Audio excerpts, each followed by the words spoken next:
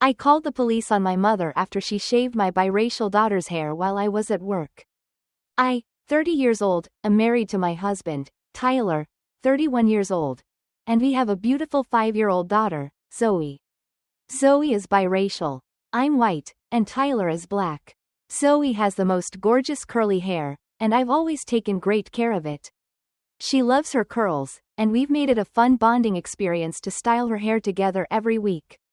My mom, Susan, 57 years old, has always had a problem with Zoe's hair. She's made comments in the past like, "It looks so wild, it's just too much hair for a little girl," or, "Wouldn't it be easier if it were straight?" I've always brushed it off, but I could tell she wasn't a fan of my daughter's curls. I thought it was harmless ignorance, until last week. Last week, I had a work emergency and needed someone to watch Zoe for a few hours. My mother was nearby and offered to help. So I left Zoe with my mom for a few hours. When I went to pick Zoe up, I was horrified. Zoe's beautiful curls were gone. Her head was shaved completely bald. I started screaming, asking what the hell happened, and Susan just shrugged and said, "I did her a favor. Now she looks tidy and presentable. Besides, it will grow back straight." I was shaking with rage. I grabbed Zoe, who was in tears, and left immediately. When we got home, I couldn't calm down. Zoe kept touching her head, saying she didn't feel like herself anymore. When Zoe looked in the mirror, she said, "Mommy, I don't look like me." I was livid and on the verge of tears, feeling like my mother had violated my daughter and her sense of self. I decided to call the police and report the incident as an assault. They actually came and took a statement from me, and my mom was brought in for questioning. Later, my dad, who I love and respect so much, called me and was furious. He said I went too far and that my mom was just trying to help, and that calling the police was a crazy overreaction. Hearing my dad, who I've always looked up to, side with her broke my heart. I yelled back that mom had no right to touch Zoe's hair, that she disrespected my boundaries as a parent, and that I wouldn't stand for it. Now he's not speaking to me, saying I'm being too harsh and that I've torn the family apart. Meanwhile, Tyler and his parents are fully on my side. My in-laws are horrified by what my mom did and have been incredibly supportive. They keep telling me I did the right thing by standing up for Zoe and that my mom was way out of line. But now, my mom is telling the whole family that I called the cops on her for giving her a haircut, and my dad is backing her up. I'm getting messages from my siblings calling me cruel, saying I'm overreacting and that I should apologize and drop everything. I feel like I'm going crazy. I just wanted to protect my daughter, who is now traumatized and asking why grandma didn't like her hair. I feel like my mother crossed a massive line, but my family thinks calling the police was an overreaction. I asked for a paternity test because I don't remember getting her pregnant. I, 35 years old, have been with my wife, 33 years old, for the last 10 years, and we got married 3 years ago. For the past 6 months, our sex life has been non-existent, mainly because I travel for work a couple of times a month. When I'm home, I work long hours. I try my best to help with housework and spend time with my wife, but I pass out the second I lie down. My energy level is depleted. My wife quit her job when we got married, so I can't just take a break from work. It was her choice. I had no say could it. Today, she told me that she's pregnant. I was shocked because the last time we had sex was many months ago, so I joked, "You got pregnant from cuddling?" That's the closest we've had to intimacy. She kept insisting, "Don't you remember?" I told her I honestly didn't. She said, "Well, we started making out, then you kind of passed out, so I just rode you." Oh well, and she giggled. I asked her, "While I was passed out?" She said, "No, you were kind of awake. You had a big smile afterward." What's the big deal here? I told her that I would at least remember some of it. Come on. She got mad and asked if I was accusing her of something. I said no, but I'm just very confused. Am I an asshole for thinking my wife might have cheated on me? I have been home on occasion, so my traveling hasn't been constant. Do I need her permission to get a paternity test? If she hasn't cheated, why don't I feel happy and joyful? I feel like an asshole. I'll be seeing a lawyer this week, and then I can share more. I checked her phone. I'm not proud of it, and yes, she and my brother bonded over feeling like lonely spouses who were neglected by their partners. While I was away on my work trips, he would tell his wife he was working night shifts and would have sleepovers at our place. They both acknowledged how the arrangement felt both right and wrong, as neither of them wanted to leave their spouses but still enjoyed the physical and emotional aspects of the affair. When I confronted her, she got angry about me going through her phone and said she felt violated. Honestly, I didn't know whether to laugh or cry. She insisted the baby was probably mine because we've been having quickies. According to her, it happened more than once, when I was half asleep, and she said, "I only wanted your baby." I told her I didn't believe a single word she said. I told her she needs to move out, and we'd figure out what to do after a paternity test. I also told her I'm canceling all her extracurricular activities because they're not my responsibility anymore. She said I was financially abusing her, but to be honest, I really didn't care. I told her I'd be coming to her next needed appointment because I needed to talk to our family doctor. She's currently staying at her best friend's place. Today, she messaged me saying she's spotting and blaming me for it, claiming I've stressed her out and increased her chances of miscarriage. She said I'm a shitty father and an abusive spouse. Honestly, I'm not even sure if she's ever been pregnant. I asked if she needed a ride to the hospital or her friend's address, so I could take her. She didn't answer. So here I am. I blocked my brother from everywhere. I don't have a brother anymore. I asked that my ex-husband's new wife asked a psychological evaluation before she's allowed to be alone with our daughter. I could go into extensive detail on the 3-year nightmare this situation has been, and if anyone is interested, I'm happy to post the novel-length story. But just for general background, my ex-husband, 28 years old, and I, 28 years old, finalized our divorce in May 2022 after separating in 2021. He got married less than a year after we divorced. This will be primarily about his wife, who we will call Jane, 29 years old. Jane has a son we will refer to as T, 8 years old. We will refer to my daughter as H, 5 years old. Another small piece of information that relates to this is that I'm a social worker and I work in a field where I'm constantly navigating individuals with severe mental health diagnoses, specifically antisocial personality disorder and borderline personality disorder. So, Jane, we started out on friendly terms. She attempted the whole best friend co-parent thing, but, from the beginning, it felt very manipulative. She insisted I communicate with her and not him. She always said stuff like, H likes to call me mommy. Isn't that sweet?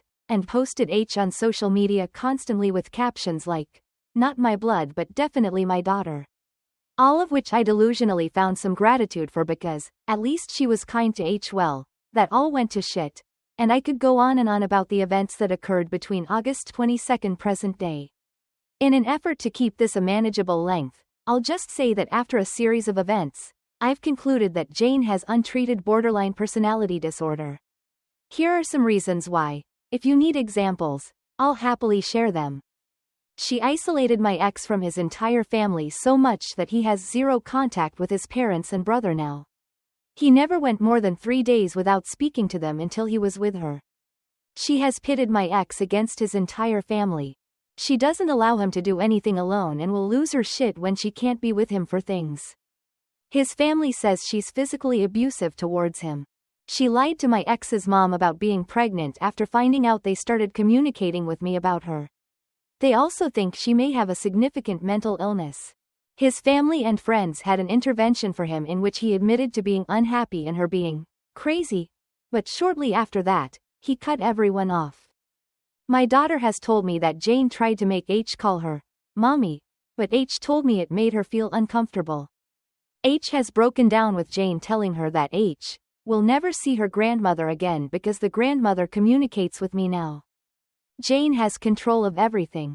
My ex can't even message me without her approval. Lastly, Jane victimizes herself at every chance she gets.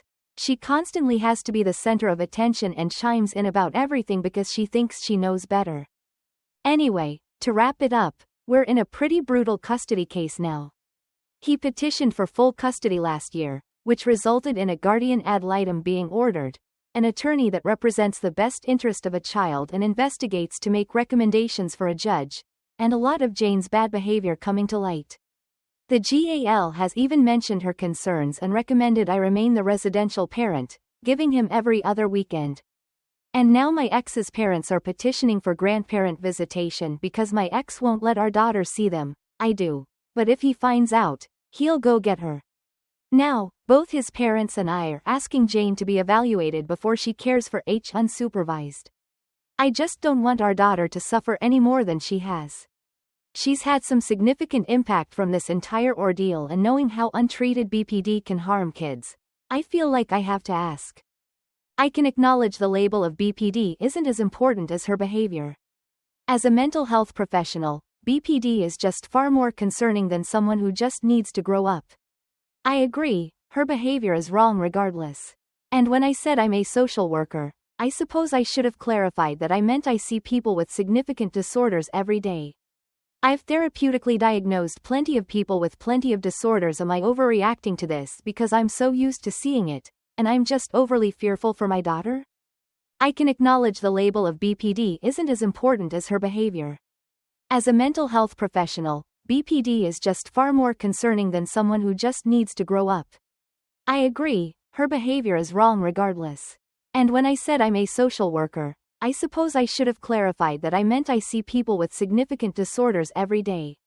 I've therapeutically diagnosed plenty of people with plenty of disorders. Am I overreacting to this because I'm so used to seeing it, and I'm just overly fearful for my daughter? Our current custody staff has been going on for a year now. I have an attorney, and we established a lot of parenting time agreements so far before I had any knowledge of the more serious behaviors that my ex's family had brought to light for me when he cut them off. The GAL has investigated the concerns about Jane and has made recommendations regarding those, none being a psych eval. I have asked for this through my attorney and GAL. My attorney said we can ask for anything, but I need to consider that these requests are hardly granted outside of state the involved CPS cases, which this is not. I'm still going to request these evictions until a judge says no. I made a comment about being considerate of my ex, and I want to clarify that. My consideration is absolutely part that he's a victim to his wife. However, I'm fully aware he doesn't see that way, and, if I'm being completely honest, I hate him for it, because it's impacting our daughter. My consideration is the trauma my daughter will experience if I start pissing Jane off with my requests, and my fear is they don't get approved, and now I've lit a huge fire that I have to attempt to co-parent with. And don't get it twisted, I'll go to war for her. I've been in a massive war with her for 3 years now and have made a lot of progress. I'm not asking for legal advice. I'm not asking if I should spare my ex's feelings. I'll go after every area of his life before I enable his victimization to victimize my daughter, and I won't feel a single ounce of regret if his mental health deteriorates in the process. Am I overreacting or looking at the wrong avenues? I'll apologize for that if it's misplaced. I suppose it was heavy on my mind. I told my sister that she deserved her breakup after what she did to her ex. This has been eating at me for a while, and my family is split on who's in the wrong, so I need outside opinions. My sister, Anna, 27 years old, was dating Mark, 29 years old, for about 3 years. They lived together, had a dog together, and honestly seemed perfect for each other. Mark was a good guy, stable job, treated Anna really well, and was basically part of the family. I liked him, and even our parents adored him. A few months ago, Anna told me that she was starting to feel bored in the relationship. She said Mark was a little too predictable and that she missed the excitement of dating. I told her that was normal after a while and suggested they plan something spontaneous or talk things through, but she seemed set on causing drama. Next thing I know, Anna tells me she's been secretly flirting with this guy at her gym, Ethan, 25 years old. She said it was just innocent fun to spice things up, but I told her she was playing with fire. Well, apparently that escalated, and she ended up hooking with Ethan. Mark found out after she left her phone unlocked, and all the texts between her and Ethan were right there. He was devastated and broke up with her immediately. Anna was heartbroken too, but more because she didn't think he'd find out, and she just wanted some fun, not to ruin the relationship. This is where things get heated. Anna called me crying, saying Mark was being dramatic for leaving her over one mistake and that she didn't deserve to lose everything over a fling. She wanted me to comfort her, but instead, I lost it. I told her that she deserved to break up because she cheated and hurt someone who treated her so well. I said she had made her bed, and now she had to lie in it. Anna hung up on me, and now she's telling everyone in the family that I kicked her while she was down and that I'm a terrible sister for not supporting her during a hard time. My parents think I was harsh but agree with what I said, while a few relatives are saying I should have been kinder since she's already suffering the consequences of her actions.